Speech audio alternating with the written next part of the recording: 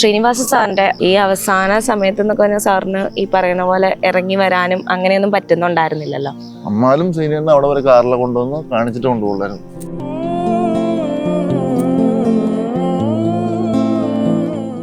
ഈ പറയുന്നത് പോലെ അദ്ദേഹത്തിന് ഈ ഒരു അസുഖം തുടങ്ങിയിട്ട് ഒരു എത്ര നാളായിട്ടുണ്ടാവും? മൂന്നര കൊല്ലായി. തുടക്കം സീനിയറിന് ഒരു ദൂരയാത്ര കഴിഞ്ഞ് വന്നപ്പോൾ ഒരു സൈഡിൽ ഇച്ചിരി വീക്കാന്ന് പറഞ്ഞു. ഇപ്പോൾ ഞങ്ങൾ ഒരുമിച്ച് പോയി നോക്കിയപ്പോഴത്തേനും ചെറിയ സ്ട്രോക്കിന്റെ ആരംഭമായിരുന്നു. അങ്ങനെയാണ് തുടക്കം.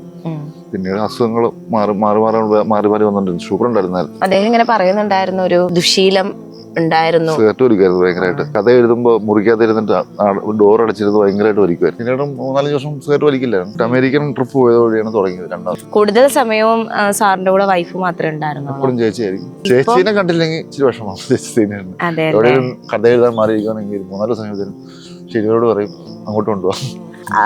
രണ്ടുപേരും തമ്മിൽ കണക്റ്റഡ് ആയിരുന്നു. ഭയങ്കര സ്നേഹം.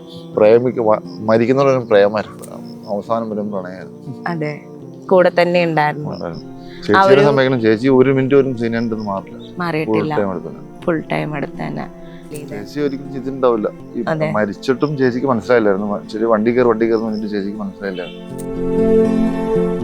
ഹോസ്പിറ്റലിലേക്ക് പോകുമ്പോ ചേട്ടനായിരുന്നു കൂടെ ഉണ്ടായിരുന്നു എന്ന് കേട്ടു. എന്തായിരുന്നു ശരിക്കും അന്ന് എന്തായിരുന്നു നടന്നത്? ഡയാലിസിന് പോകുന്ന സമയത്ത് ഞങ്ങൾ കൊണ്ടുപോകാനായിട്ട് റെഡി ആകുമായിരുന്നു. അപ്പൊ എന്നോട് ചിരിച്ച് സംസാരം പറഞ്ഞു എനിക്കൊന്ന് നടക്കണമെന്ന് പറഞ്ഞു. ശകലം ദൂരം നടന്നപ്പോ തന്നെ അയ്യോ വയ്യോ ചേർത്ത് എനിക്കൊന്ന് വിനീത് ചേട്ടനൊക്കെ ചെന്നൈയിലല്ലേ ഇടയ്ക്ക് ഇവിടെ എറണാകുളത്ത് വന്നാൽ അപ്പൊ ഇവിടെ വരും അച്ഛൻ്റെ അടുത്ത്. ഇങ്ങനെ മക്കള് വീട്ടിൽ നിന്ന് മാറി നിൽക്കുന്നത് വിഷമമൊക്കെ ഉണ്ടായിരുന്നു? ഒന്നുമില്ല. സീനിയറിന് പണ്ട് പോലെ ഇങ്ങനെ ഷൂട്ടിങ്ങിന് പോയി മാസങ്ങളോളം മാറി സീനിയറിന്റെ പ്രശ്നം. എങ്ങനെയായിരുന്നു കൊച്ചുമക്കളോടുള്ള അവരെടുപ്പം? സീനിയറിന് കൊച്ചു വരുമ്പോഴത്തേനുള്ള സന്തോഷം ഭയങ്കര. ഒരു നോട്ടമുണ്ട്, അവർ അടുത്തേക്ക് വരുന്നുണ്ടോ നോക്കി. സീനിയറിന് മറ്റുള്ളവർ നല്ല ഭക്ഷണം കഴിക്കണമെന്നൊരു ആഗ്രഹം ഉണ്ടായിരുന്നു. ഒരു രാസവളോ കീടനാശിനി ഒന്നും അടിക്കാണ്ട് ചെയ്യാൻ.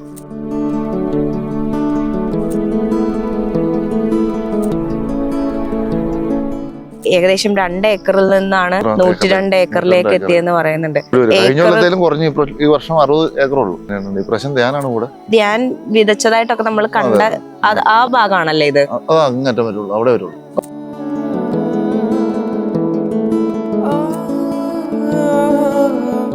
സീനിയറിന്റെ കൃഷിയോടുള്ള താല്പര്യം കാരണമാണ് ഈ സ്ഥലം തന്നെ മേടിച്ചത്.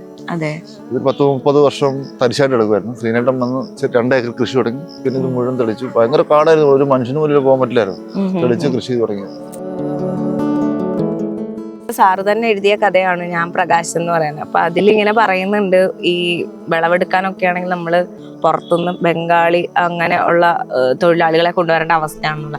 സത്യം പറഞ്ഞാൽ അത് അനുഭവത്തിൽ നിന്നുള്ളതാണോ എഴുതിയിരിക്കുന്നത്? ആദ്യം ബംഗാളികൾ തന്നെയായിരുന്നു. ഇപ്പോഴും അതെ, ബംഗാളികളാണ് കൂടുതൽ. ഇവിടെ നാട്ടിലെല്ലാരും വൈറ്റ് കോളർ അല്ലേ. ചെളിയിലേക്ക് ഇറങ്ങാനും ഭയങ്കര പാടാ, ബുദ്ധിമുട്ടാണ്. മലയാളിയെ സംബന്ധിച്ചാലും പ്രത്യേകം ഇപ്പൊ ആരും ഇല്ല പണിക്ക്. ചുമ്മാ ഇരുന്നാലും വരില്ലായിരുന്നു.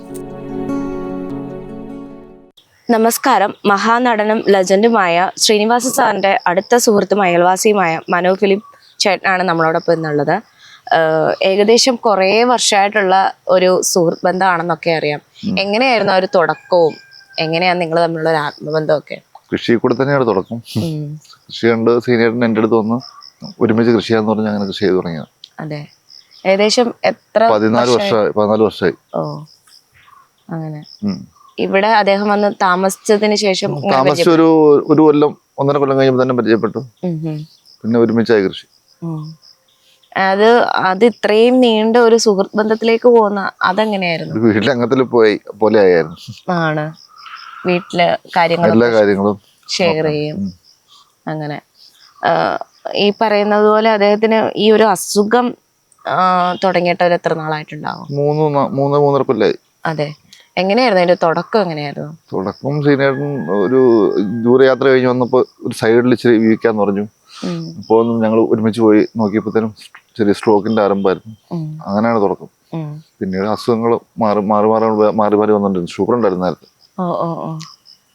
അദ്ദേഹം ഇങ്ങനെ പറയുന്നുണ്ടായിരുന്നു ഒരു ഈ പറയുന്ന പോലെ ഒരു ദുശീലം ഉണ്ടായിരുന്നു. സിഗരറ്റ് വലിക്കുമായിരുന്നു ഭയങ്കരമായിട്ട്. ഈ കഥ എഴുതുമ്പോൾ മുറിക്കാതിരുന്നിട്ട് ഡോർ അടച്ചിരുന്ന് ഭയങ്കരമായിട്ട് വലിക്കുമായിരുന്നു. അപ്പൊ ഈ പറയുന്ന പോലെ ദുശീലം ഉപേക്ഷിക്കാൻ വേണ്ടിട്ട് പ്രേരിപ്പിക്കാൻ നോക്കിയായിരുന്നു. പിന്നീട് 3-4 വർഷം സിഗരറ്റ് വലിക്കില്ലായിരുന്നു. അമേരിക്കൻ ട്രിപ്പ് പോയത് വഴിയാണ് തുടങ്ങിയത്. രണ്ടാമത് അതിനുശേഷമാണ് ഈ അസുഖം വരുന്നതും ഒക്കെ. ഓക്കെ. അപ്പം നമ്മൾ നിൽക്കുന്നതാണെങ്കിൽ തന്നെയും ഏകദേശം കണ്ണെത്താ ദൂരത്ത് കൃഷി ചെയ്തേക്കാണ്. അപ്പം ഈ തരത്തില് അതായത് ഞാൻ കേട്ടിട്ടുണ്ട് ഏകദേശം 2 ഏക്കറിൽ നിന്നാണ് ഇത്ര 102 ഏക്കറിലേക്ക് എത്തിയെന്ന് പറയുന്നുണ്ട്. അതിനുള്ള ഒരു കാര്യം എന്തായിരുന്നു? ശ്രീനേട്ടൻ മറ്റുള്ളവർ നല്ല ഭക്ഷണം കഴിക്കണമെന്ന് ആഗ്രഹം ഉണ്ടായിരുന്നു. ഞങ്ങൾ വീട്ടിൽ തന്നെ അരി കൊടുത്തോണ്ടിരുന്നു. അങ്ങനെ കടകളുണ്ട്, അങ്ങനെ കൊടുത്തോണ്ടിരുന്നു. ഒരു രാസവളോ കീടനാശിനി ഒന്നും അടിക്കാണ്ട് ചെയ്യാറ്. അങ്ങനെയാണ് തുടങ്ങുന്നത്. അപ്പം ഓക്കെ, 2 ഏക്കറിന്ന് അതായത് ഇത്തരത്തിലേക്ക് അതായത് ഓരോ തവണയും ഈ കഴിഞ്ഞ കൊല്ലത്തേലും കുറഞ്ഞു. ഇപ്പൊ ഈ വർഷം 60 ഏക്കറുള്ളൂ. അപ്പുറത്തെ റെയിലിനപ്പുറം എടുത്തിട്ടില്ല.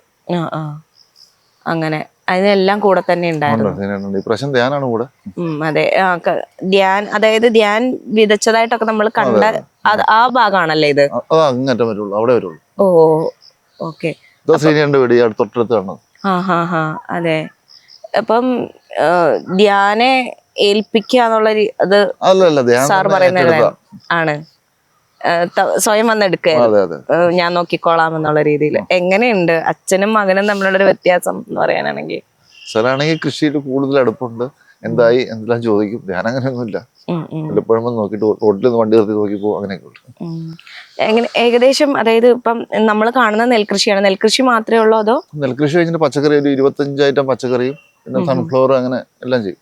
അതെ, അങ്ങനെയുണ്ട്. അപ്പൊ എല്ലാത്തിലും ഒരു നോട്ടം ഉണ്ടായിരുന്നു സാറിന്റെ? ശ്രീനേട്ടൻ എപ്പോഴും വരും. പച്ചക്കറി സൺഫ്ലവർ ആയി കഴിഞ്ഞാൽ ആദ്യം തന്നെ ശ്രീനേട്ടനായിരിക്കും. പച്ചക്കറി ആദ്യം പറിച്ചു ഉദ്ഘാടനം ചെയ്യുന്ന ശ്രീനേട്ടനായിരിക്കും. നമ്മൾ നോക്കുമ്പം നമ്മുടെ മലയാള സിനിമയുടെ ലെജൻഡ് എന്ന് ഞാൻ തുടക്കം പറഞ്ഞ പോലെ തന്നെ സാറ് ഒരു പ്രത്യേക ഒരു വിഭാഗം സാറ് നോക്കിന്ന് പറയാൻ പറ്റില്ല. ഓവറോൾ എല്ലാം സാർ ഭയങ്കര പെർഫെക്റ്റ് ആയിട്ട് ചെയ്തോണ്ടിരുന്നത്. അങ്ങനെ അവിടെയും അത്രത്തോളം എഫേർട്ട് ഇടുന്ന ഒരാള് കൃഷിയിലും അതുപോലെ തന്നെ ശ്രദ്ധിക്കുക എന്ന് പറയുമ്പം അതെങ്ങനെയായിരുന്നു? കൃഷിയോടുള്ള താല്പര്യം കാരണമാണ് ഈ സ്ഥലം തന്നെ മേടിച്ചത്. അതെ, ഇത് 10-30 വർഷം തരിശായിട്ട് എടുക്കുമായിരുന്നു. ശ്രീനേട്ടൻ വന്ന് 2 ഏക്കർ കൃഷി തുടങ്ങി. പിന്നെ ഇത് മുഴുവൻ തെളിച്ചു. ഭയങ്കര കാടായിരുന്നു, ഒരു മനുഷ്യന് പോലും പോകാൻ പറ്റില്ലായിരുന്നു. തെളിച്ച് കൃഷി തുടങ്ങിയത്. പിന്നീട് ഇതുവരെ നിർത്തിയിട്ടില്ല. ഈ സിനിമയുടെ തിരക്കുകളാകുമ്പോ കൃഷിയെ പറ്റി എപ്പോഴും അതിനെപ്പറ്റി ചോദിക്കും, എപ്പോഴും ചോദിക്കും. ഷൂട്ടിംഗ് തിരക്കിലാണെങ്കിലും എന്തെങ്കിലും ആവശ്യമുണ്ടെങ്കിൽ ഞങ്ങൾ അങ്ങോട്ട് പോകും, അല്ലെങ്കിൽ ഇങ്ങോട്ട് വരും. ശ്രീനേട്ടൻ വരും. അങ്ങനെ ഒരു എന്താ പറയാ, കൂടുതൽ കാലത്തേക്ക് ഈ പറയുന്ന ഷൂട്ടിംഗ് തിരക്കായിട്ടൊക്കെ പോയിട്ട് തിരിച്ച് വരുമ്പോ ആദ്യം ചെയ്യുന്നൊരു കാര്യം തന്നെയാണ് കൃഷിയിലേക്ക് തന്നെ നോക്കുള്ളൂ ആദ്യം. ചേച്ചിയുടെ അടുത്ത് പോയി കഴിഞ്ഞാൽ നേരെ കൃഷി നോക്കാനേ വരുള്ളൂ. ഈ അവസാന സമയത്ത് എന്നൊക്കെ പറഞ്ഞാൽ സാറിന് ഈ പറയുന്ന പോലെ ഇറങ്ങി വരാനും അങ്ങനെയൊന്നും പറ്റുന്നുണ്ടായിരുന്നില്ലല്ലോ. അമ്മാലും ശ്രീനേട്ടൻ അവിടെ വരെ കാറിലെ കൊണ്ടുവന്ന് കാണിച്ചിട്ട് കൊണ്ടുപോകുള്ളായിരുന്നു. ആണ്, അത്രയും ഒരു ഇതുണ്ടായിരുന്നു. ഈ അടുത്ത കൃഷി ഞാനും ഉണ്ട് വനു എന്ന് പറഞ്ഞ് നിർബന്ധം പിടിക്കായിരുന്നു സൺഫ്ലവർ ചെയ്യുമ്പോ.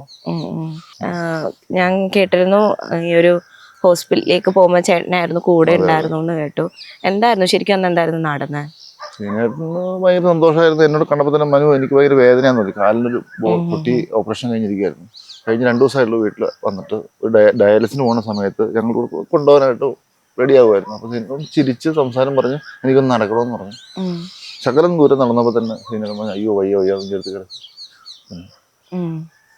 ആ സമയത്ത് ഈ പറയുന്ന പോലെ വയ്യാന്ന് പറഞ്ഞ അതിന് തൊട്ട് മുമ്പായിട്ട് എന്തെങ്കിലും കാര്യങ്ങൾ പറയുന്നുണ്ടായിരുന്നോ? ചേച്ചി എന്റെ വൈഫിനെ പറ്റി പറഞ്ഞോണ്ടിരിക്കുകയായിരുന്നു. വർത്തമാനം പറഞ്ഞ് ചിരിച്ചോണ്ടിരിക്കുകയായിരുന്നു. ആ ഒരു നമുക്കൊട്ടും പ്രതീക്ഷിക്കാതുള്ളൊരു മരണമാണ്. അതായത് ഞങ്ങള് സാറിനെ ഒന്നും നേരിട്ട് കണ്ടിട്ടില്ല. നമുക്കും ചിത്രങ്ങളിലൂടെ ഒക്കെ ഉള്ള അറിവ് മാത്രമേ ഉള്ളൂ. എന്നിട്ട് പോലും ഞങ്ങൾക്ക് സാറിന്റെ മരണം അങ്ങോട്ട് അംഗീകരിക്കാൻ പറ്റുന്നില്ല. അപ്പം ചേട്ടൻ എത്രത്തോളമായിരിക്കും? ഒരിക്കലും വിശ്വസിക്കാൻ പറ്റില്ല സംഭവിക്കും. ഇവിടുന്ന് ഞാൻ തന്നെ പിന്നെ വണ്ടിക്ക് പുറകെ പോയത്. വണ്ടി എങ്ങനെ ഓടിച്ചെന്ന് എനിക്കറിയാൻ പാടില്ല. എങ്ങനെ ഓടിച്ചു? ആ സമയത്ത് അപ്പം വീട്ടിൽ ആരുണ്ടായിരുന്നു? ചേച്ചി ആംബുലൻസ് കയറി, ഞാൻ അർപ്പിത പുറകെ പോയത്. ആണ്, ധ്യാന്റെ വൈഫ് ഉണ്ടായിരുന്നു. ഓക്കെ. ധ്യാനും വിനീതും അവരൊക്കെ എറണാകുളത്ത് തന്നെ ഉണ്ടായിരുന്നു. അപ്പൊ തന്നെ അർപ്പിത വിളിച്ചു, പെട്ടെന്ന് ഷൂട്ടിങ് അതായിരുന്നു. കൂടുതൽ സമയവും സാറിന്റെ കൂടെ വൈഫ് മാത്രമേ ഉണ്ടായിരുന്നുള്ളൂ. ചേച്ചിയായിരിക്കും. പിന്നെ ധ്യാനം ഉണ്ടാവൂലോ, വന്ന് നിക്കും. എനിക്കൊന്ന് വിനീത് ചേട്ടനൊക്കെ എറണാകുളത്ത് വന്നാൽ അപ്പൊ ഇവിടെ വരും, അച്ഛൻ്റെ അടുത്ത് വരും. ഇങ്ങനെ മക്കള് വീട്ടിൽ നിന്ന് മാറി നിക്കുന്നത് വിഷമമൊക്കെ ഉണ്ടായിരുന്നോ? ഒന്നുമില്ല. ശ്രീനേട്ടൻ പണ്ട് പോലെ ഇങ്ങനെ ഷൂട്ടിങ്ങിന് പോയി മാസങ്ങളോളം മാറി ഇതുള്ളതല്ല. ശ്രീനേട്ടൻ പ്രശ്നമാണ്. അതെ, ഇങ്ങനെ പറയാറുണ്ടായിരുന്നോ അല്ലെങ്കിൽ ഇപ്പൊ ചേച്ചീനെ കണ്ടില്ലെങ്കിൽ ഇച്ചിരി വിഷമമാണ് ചേച്ചി സീനിയറിന്. അതെ എവിടെയും കഥ എഴുതാൻ മാറിയിരിക്കുകയാണെങ്കിൽ 3-4 ദിവസം കഴിയുമ്പോഴത്തേനും ശരിയോട് പറയും അങ്ങോട്ട് കൊണ്ടുപോകാം. ചേച്ചിയാണ് അതെ, അത്രയും ഈ പറയുന്ന പോലെ രണ്ടുപേരും തമ്മിൽ കണക്റ്റഡ് ആയിരുന്നു. ഭയങ്കര സ്നേഹം, മരിക്കുന്നവരും പ്രേമാരും. അതെ അല്ലേ? എങ്ങനെയുണ്ട് ചേച്ചിയുടെ ഫേസ് ചെയ്യാൻ എനിക്കൊരു എല്ലാവർക്കും ഒരു മടി, വല്ലാത്ത വിഷമത്തിലല്ലേ ചേച്ചി. ഇപ്പൊ ഒറ്റയ്ക്കാണോ വീട്ടിൽ? എല്ലാവരും ഉണ്ട് ഇവിടെ. എല്ലാരും ഉണ്ട്. അപ്പോ ഈ പറയുന്ന പോലെ ചെന്ന് കഴിയുമ്പം എന്താ സംസാരിക്കാറുണ്ടോ എന്തെങ്കിലും? ഞാൻ പിന്നെ ഫേസ് ചെയ്തിട്ടില്ല ശരിക്കും ചേച്ചി. ചേച്ചി തന്നെ ഉമ്മ കൊടുക്കാനായിട്ട് ലാസ്റ്റ് വിളിച്ചോളൂ, പിന്നെ മാറിക്കോളൂ സങ്കടം കാരണം. എന്താ ഒരു സിറ്റുവേഷൻ പറയുകയാണെങ്കിൽ അവിടുത്തെ ഒരു അവസ്ഥ എന്ന് പറയുകയാണെങ്കിൽ? ഒന്നുമില്ല, ചേച്ചിനെ നോക്കാൻ ഇഷ്ടംപോലെ ആൾക്കാർ, ആങ്ങളുണ്ട്, എല്ലാവരും ഉണ്ടല്ലോ. ഈ ഹോസ്പിറ്റലിലേക്ക് എത്തുന്നതിന് മുമ്പ് തന്നെ മരണപ്പെട്ടിരുന്നോ സാർ? മരിച്ചു. അതെ, ചേട്ടനായിരുന്നു ആ സമയത്ത്? ചേട്ടനൊക്കെ കൊണ്ടുണ്ടായിരുന്നത് വീട്ടിൽ തന്നെ മരിച്ചായിരുന്നു. നമുക്കറിയാം സിനിമാ പ്രവർത്തകർക്ക് ഏറ്റവും കൂടുതൽ താമസിക്കാന്ന് പറഞ്ഞു കഴിഞ്ഞാൽ എറണാകുളം സിറ്റിയാണ് എല്ലാവരും നോക്കുന്നത്. കാരണം എല്ലായിടത്തേക്കും പെട്ടെന്ന് പോവാനൊക്കെ ആവും. പക്ഷെ അതിൽ നിന്നൊക്കെ മാറി ഉള്ളിലേക്ക് വന്ന് ഇവിടെ ഒരു വീടെടുത്ത് താമസിക്കുന്നത്, അതിന്റെ പ്രധാന കാരണം ഈ കൃഷിയാണോ അതോ ഇവിടെ എത്തിയതിനു ശേഷം കൃഷിയിലോട്ട് മാറുന്നു? കൃഷി അവിടെ ഇത് സ്ഥലം മേടിച്ചപ്പോൾ തന്നെ ഇവിടെ കൃഷി ചെയ്യാൻ തുടങ്ങിയായിരുന്നു. അതെ, അത് കഴിഞ്ഞ് ഇവിടെ ഒന്ന് കൃഷി ഇത്ര സ്ഥലം തരിശാലിയുടെ പോലെ കൃഷി ചെയ്യാന്ന് പറഞ്ഞാൽ ശ്രീനേനാണ് തുടക്കം. അതെ, എങ്ങനെയാണ് ഇത് സ്ഥലം വാങ്ങിക്കായിരുന്നോ? സ്ഥലം വാങ്ങിക്കുക, ഇത് നെൽപ്പാടയിലെല്ലാം 46 പേരുടെയാണ് പാട്ടത്തിന് എടുത്തിട്ട് കൃഷി ചെയ്യാണ് ചെയ്യുന്നത്. അതിന് അല്ലാതെ വീടിന് ചുറ്റുമായിട്ട് ചെറിയ സ്ഥലമുണ്ട്. ഇവിടെ എല്ലാം കൃഷി ചെയ്തിരുന്ന ശരിക്കും 80% സ്ഥലമുണ്ട്. 40-42 തിരിച്ചിട്ടേക്കോ. അതെ, അതിലും അവിടെയും കൃഷി ചെയ്യുന്നുണ്ട്. ഫുള്ള് കൃഷിയായിരുന്നു, മീൻ കൃഷി മുതൽ എല്ലാം ഉണ്ടായിരുന്നു. വയ്യാണ്ടായപ്പോ നിർത്തിയതാ. ആണ്. ഇപ്പൊ എന്തെങ്കിലും ചെയ്യുന്നുണ്ടോ? ചെറിയ രീതിയിലേക്കുള്ളൂ, വീട്ടിലെ ആവശ്യത്തേക്കുള്ള, അതിനു വേണ്ടി മാത്രമേ ഉള്ളൂ. ഇപ്പം പറഞ്ഞു നെൽകൃഷിയാന്ന് പറഞ്ഞപ്പം അതിന് ഏത് വിത്താ? ഇത് ഉമയ D1 എന്ന് പറയും. ആ ഭാഗത്ത് ചെയ്തത് വൈറ്റില 10. ഇങ്ങനെ വിത്ത് മാറ്റി അങ്ങനെ നോക്കാറുണ്ടോ? മാറ്റി നോക്കണം. കഴിഞ്ഞ കൊല്ലം ജ്യോതി ചെയ്തിരുന്നത് മാറി ഉമയാക്കി. ഒരു ചെറിയ ബ്ലാസ്റ്റിന്റെ ഒരു പ്രശ്നം കാണുന്നുണ്ട്, അപ്പൊ അത് കാരണം വിത്ത് മാറ്റിക്കൊണ്ടിരിക്കും. ഈ സ്വാഭാവികമായിട്ടും കൃഷി എന്ന് പറയുമ്പോഴത്തേക്ക് കുറെ അധികം പ്രശ്നങ്ങൾ ഇതിനകത്ത് വരുമല്ലോ. ഈ നമ്മൾ അത്രയും സൂക്ഷിക്കണം, അങ്ങനത്തെ കാര്യങ്ങളുണ്ട്, എല്ലാം ഉണ്ട്. ആ ഒരു സമയത്ത് ചേട്ടന് ഈ പറയുന്ന പോലെ ശ്രീനിവാസ സാറിന് സഹായിക്കാൻ പറ്റുന്നതിന് ഒരു ലിമിറ്റ് ഉണ്ട്. ആള് തിരക്കായിരിക്കും. അതെ, ചേട്ടനൊരു സഹായം എന്ന് പറയാൻ ആരാണ്? സഹായം എന്ന് പറഞ്ഞാൽ ഇഷ്ടംപോലെ ജോലിക്കാരുണ്ട്. ഇപ്പൊ എല്ലാവരും നാട്ടിൽ പോയി. ഹിന്ദിക്കാരാണ് കൂടുതൽ. മലയാളി ഒരാളുണ്ട്, രാജപ്പൻ ഒരാളുണ്ട്, ബാക്കി നാട്ടിൽ പോയി. അതിന് December 30 കൊയ്യാറാകുമ്പോഴേ വരുള്ളൂ. അതെ, അത് കഴിഞ്ഞാൽ പച്ചക്കറി എല്ലായിട്ടും 8-10 പേര് ഡെയിലി ഉണ്ടോ ജോലിക്ക്. അപ്പൊ ഈ വിത്ത് വിതയ്ക്കുന്നത് തൊട്ട് നമുക്ക് ഡെയിലി ജോലിക്കാരുടെ ആവശ്യമുണ്ടോ? വിതയ്ക്കണല്ല, വിതയ്ക്കുന്നതിന് മുമ്പാണ് പണി കൂടുതൽ. അതെ, കണ്ടൊരുക്കുക, വരമ്പ് വയ്ക്കുക, ട്രാക്ടർ ഇടുക. തീനേട്ടം തന്നെ മേടിച്ച ട്രാക്ടർ. അതെ, അതുണ്ട്. അങ്ങനെ ഈ പറയുന്ന പോലെ അതിനുശേഷം പിന്നെ ഈ സമയത്തൊന്നും വലുതായിട്ട് ശ്രദ്ധിക്കേണ്ട ആവശ്യമില്ല. ചാഴിയില്ല, ചാഴി വന്നിട്ടില്ല. ചാഴി ഉണ്ടെങ്കിൽ ശ്രദ്ധിച്ചാൽ മതി, വന്നിട്ടില്ല ഇതുവരെ. അതെ, ഇപ്പം കുറെ അധികം കൃഷി ഉണ്ടെന്ന് പറഞ്ഞു. ചേട്ടന് താരതമ്യേനെ ഏത് കൃഷി ചെയ്യാനാണ് കുറച്ചും കൂടെ എളുപ്പം എന്ന് തോന്നിയിട്ടുണ്ടോ? നെല്ല് എളുപ്പമാണ്. പച്ചക്കറി ആകുമ്പോ ഇച്ചിരി സാമ്പത്തികമായിട്ട് ഇച്ചിരി മെച്ചമുണ്ട്. നെല്ലത്ര സർക്കാരിന് നെല്ല് കൊടുത്തു, പൈസ കിട്ടി വരുമ്പോ സമയം എടുക്കും. സാറ് എനിക്ക് തോന്നുന്നു ആ തരത്തിൽ ചിന്തിച്ചിട്ടില്ല. അത് ലാഭം അല്ല സാറ് നോക്കിയിട്ടുള്ള അല്ലേ? നല്ല ഭക്ഷ്യത കാര്യങ്ങൾ ആൾക്കാർക്ക് കൊടുക്കുക എന്നുള്ളത് അത് ഉറപ്പുവരുത്തും. അപ്പം വീട്ടിലേക്കും അത് അത്രയും ശ്രദ്ധിക്കുമായിരുന്നോ? വീട്ടിലേക്കുള്ള ഭക്ഷണം എന്ന് പറഞ്ഞാൽ ഇവിടെ ഉണ്ടാക്കും, അല്ലെങ്കിൽ ഇവിടുന്ന് ഞാൻ ഇവിടെ ഉണ്ടാകുമ്പോൾ എല്ലാം കൊടുത്തു വിടും. ഇപ്പം എന്താ വിനീതന്റെ ആണെങ്കിലും ധ്യാൻ ചേട്ടന്റെ ആണെങ്കിലും മക്കള് രണ്ടുപേരും ഉണ്ട്. രണ്ടുപേരും കുഞ്ഞുങ്ങളാണ്. സാറിന്റെ ആ മരണത്തിൽ നമ്മൾ കാണുന്നുണ്ട് കുഞ്ഞുങ്ങളും എത്രത്തോളം വിഷമിക്കുന്നുണ്ട് എന്നുള്ളത്. അപ്പം കുഞ്ഞുങ്ങൾക്ക് ഏറ്റവും നല്ല ആഹാരം കൊടുക്കാവോ അങ്ങനെയൊക്കെ നിർബന്ധം ഉണ്ടായിരുന്നു? ജൈവം എന്ന് പറഞ്ഞൊരു പ്രത്യേക രീതിയാണ്. അല്ല, കുഞ്ഞുങ്ങൾക്ക് ആവുമ്പം അത് ഇവിടുത്തെ തന്നെ വേണോ അങ്ങനെയൊക്കെ നിർബന്ധം ഉണ്ടായിരുന്നു? അവരിവിടെ ഇല്ലല്ലോ. അപ്പം വരുന്ന സമയത്ത് നല്ല ഓർഗാനിക് ഭക്ഷണം തന്നെ കൊടുക്കണം, അങ്ങനെയൊക്കെ ഒരു നിർബന്ധം ഉണ്ടായിരുന്നു. എങ്ങനെയായിരുന്നു കൊച്ചുമക്കളോടുള്ള ആ ഒരു അടുപ്പം? പിന്നെ കൊച്ചു വരുമ്പോ തന്നെയുള്ള സന്തോഷം ഭയങ്കര. ഒരു നോട്ടമുണ്ട്, അവർ അടുത്തേക്ക് വരുന്നുണ്ടോ നോക്കി. എന്താ വിനീതേട്ടന്റെ മകനോടാണോ ധ്യാൻ ചേട്ടന്റെ മകളോട്? രണ്ടുപേരോടും ഒരുപോലെ തന്നെ വരുന്ന സമയത്ത് ഏറ്റവും കൂടുതൽ വരുന്നത് അതെ, ധ്യാൻ ചേട്ടന്റെ മകളായിരിക്കുമല്ലോ. അതുകൊണ്ട് തന്നെ മിസ് ചെയ്യുന്നുണ്ടായിരിക്കും അല്ലേ, അവര് ചെന്നൈയിലായതുകൊണ്ട്? അങ്ങനെയൊന്നുമില്ല, സീനിയറിന് അങ്ങനെ ഒരു ടൈപ്പ് അല്ല. ചെറുപ്പം പോലെ മാറി നിന്ന് ഷൂട്ടിങ്ങിനും കാര്യങ്ങളൊക്കെ പോയത് കാരണം അങ്ങനെയൊന്നുമില്ല. വരുമ്പോൾ ഒരു സന്തോഷം, ഉള്ളിലുണ്ടോ ഒന്നും അറിയാൻ പാടില്ല. അതെ. ഇനിയിപ്പം മാഡം സാറിന്റെ വൈഫ് വിനീതന്റെ കൂടെ ധ്യാൻ ചേട്ടന്റെ കൂടെ പോവാൻ അങ്ങനെ തീരുമാനമായിട്ടില്ല. എന്തായാലും ഒരു വർഷം ഇവിടെ നിൽക്കണമല്ലോ. അതെ. ഒറ്റയ്ക്കായി പോവോന്നൊരു ഷിനോജിനെ അറിയോ? ഷിനോജിന് ഡ്രൈവർ കൂടെ ഉണ്ടാവും. അതെ. അവനൊരു വീട് പണിത് കൊടുത്തുണ്ട് പേരില്. എനിക്ക് തോന്നുന്നു കൂടെ നിൽക്കുന്ന ആൾക്കാരെ അത്രയും ചേർത്ത് നിർത്തിയ ഒരാളാണ്. അവൻ കല്യാണം കഴിച്ചില്ല, കല്യാണം കഴിക്കാനായിട്ട് എന്നും പറയായിരുന്നു. അവനൊരു ഡ്രൈവർക്ക് അവൻ നോക്കൂല, അവൻ തിരിഞ്ഞു കളയും. അതെ. അവന്റെ കുറെ ഉത്തരവാദിത്തം കേൾപ്പിക്കാൻ നോക്കാൻ ഒന്നും മൈൻഡ് ചെയ്യില്ല. ഇല്ല, സാറിന്റെ കൂടെ തന്നെ നിൽക്കണം എന്നുള്ളൊരു ഇതാണ്. സിനിമയിലേക്ക് വരുമ്പോ എങ്ങനെ പറയുന്ന കാര്യങ്ങളൊക്കെ സിനിമയും ഈ പറയുന്ന എഴുത്തുമായിട്ടൊക്കെ നടക്കുന്ന സമയത്ത് ചേട്ടനായിട്ടൊക്കെ ഷെയർ കഥകൾ ചെറിയ രീതിയിൽ കഥയൊക്കെ പറഞ്ഞു. സിനിമയാണെങ്കിലും ഇപ്പൊ ലാസ്റ്റ് എഴുതിയത് ഞാൻ പ്രകാശൻ അതിന്റെ കഥയൊക്കെ ആദ്യം തന്നെ പറഞ്ഞു. ആദ്യം ഇതല്ലായിരുന്നു കഥ, രണ്ടാമത് മാറ്റിയപ്പോ രണ്ടാമത്തെ കഥയും പറഞ്ഞു തന്നു. സിനിമ പിന്നെ മനസ്സിലാവുള്ളത്. എഴുതാൻ കൂടുതലും സാറ് ഏത് സ്ഥലമാണ് തിരഞ്ഞെടുക്കാറ്? വീട്ടിൽ തന്നെയാണോ? എവിടെയും മാറി ആരും ശല്യം ഇല്ലാത്തടത്ത് പോയി നിൽക്കും. അങ്ങനെ പോയി കഴിഞ്ഞാൽ ഏകദേശം എത്ര നാൾ കഴിയും തിരിച്ചു? 2 മാസം 1.5 മാസം എടുക്കും. അതെ. ആ സമയത്ത് എങ്ങനെയാ വിളിക്കാറും കാര്യങ്ങളൊക്കെ? ഞാൻ ചെല്ലാറുണ്ട്. അപ്പോഴാണ് ഈ മുറിയിലേക്ക് കയറി ചെല്ലുമ്പോഴത്തേനും പുക, മസ്കറ്റ് വലി, എഴുതണേന് ടെൻഷൻ. അതെ. അത് കഴിഞ്ഞിട്ട് സാർ ഇങ്ങനെ ഉപദേശിക്കുന്നുണ്ടായിരുന്നു, ഒരു കാരണവശാലും നിങ്ങൾ ഈ തരത്തിലൊരു ദുശീലത്തിലേക്ക് കടക്കരുത്.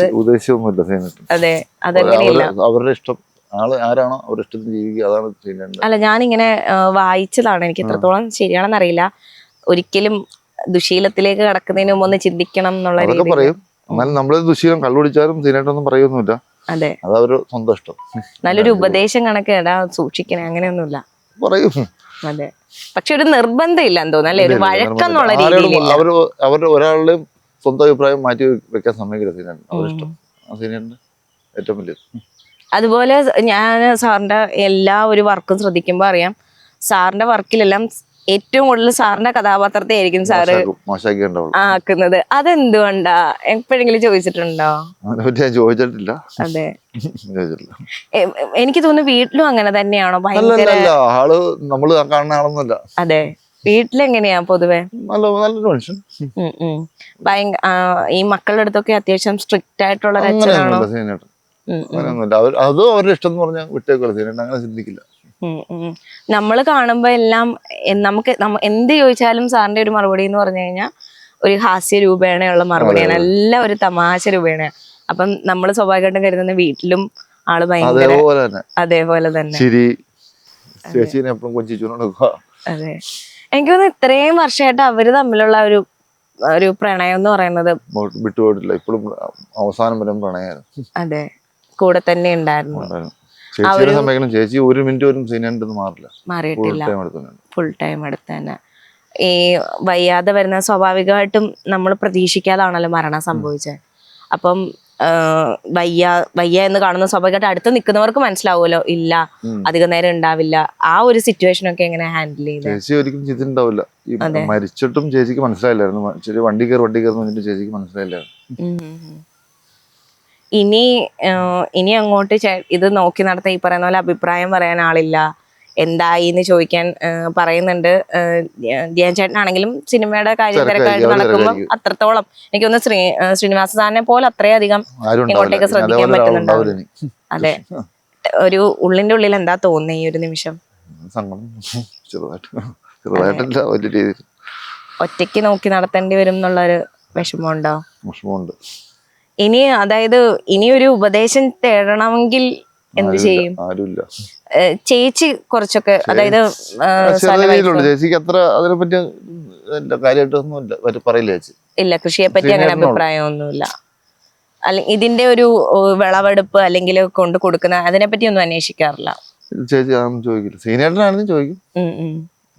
അറിയില്ല, ചോദിക്കൂല്ലോ. ഒരു കാര്യവും അറിയില്ല, അറിയാം, അതിനെ അന്വേഷിക്കാറില്ല. ചേച്ചി സീനിയറിന്റെ കാര്യം മാത്രം നോക്കും, പുറമെ നടക്കുന്ന കാര്യമെല്ലാം ശ്രീനിവാസ് സാറ് നോക്കും. അങ്ങനെയായിരുന്നു.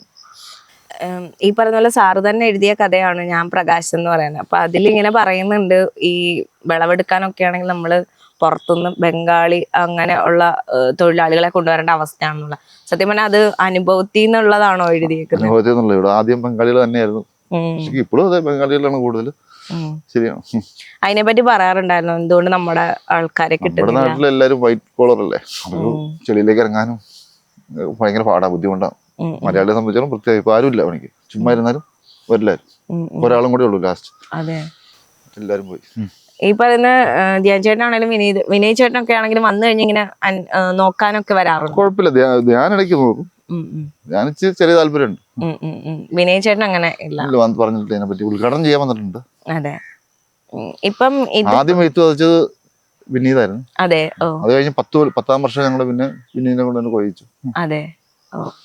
ഇപ്പം ഇതിപ്പം വിത്ത് വിതച്ചിട്ട് ഇപ്പൊ എത്ര നാളായിട്ട്? ഇത് 90 ദിവസമായി. ഇനി ഒരു 20-30 ദിവസത്തിലും കൊയ്യാം. അങ്ങനെ അത് കഴിഞ്ഞിട്ടുള്ളൊരു ഉടനെ സൺഫ്ലവറും പച്ചക്കറി 25 ഐറ്റം പച്ചക്കറി ഇടും. അതിന് തണ്ണിമത്തനാണ് ഏറ്റവും മെയിൻ. ഒരു 5-6 ടൈപ്പ് തണ്ണിമത്തൻ, ഉള്ള ഓറഞ്ച്, പുറം മഞ്ഞ, അങ്ങനെ കുറെ ടൈപ്പ് ഇടും. പിന്നെ കുക്കുംബർ, പൊട്ടുപുള്ളരി, അങ്ങനെ എല്ലാം ചെയ്യും. വെള്ളരി, മത്തൻ, കുമ്പളം എല്ലാം, പയറും. സൺഫ്ലവർ ആണ് മെയിൻ. അതെ. ഈ പറയുന്ന പോലെ നമ്മൾ പണ്ട് ഇടകൃഷി എന്ന് പറയുന്ന ആ ഒരു രീതി അല്ലേ? ഇതിപ്പം നെല്ല് വിതച്ചേക്ക. ഇനിയിപ്പോ അടുത്ത ഈ ഭാഗത്ത് ഇനിയിപ്പോ എന്തായിരിക്കും ചെയ്യുക? പയറ് വരുള്ളൂ. പയറ് വരും. ഈ ഭാഗത്ത് ഒരു 10-15 ഏക്കർ പയറ് വിതയ്ക്കും.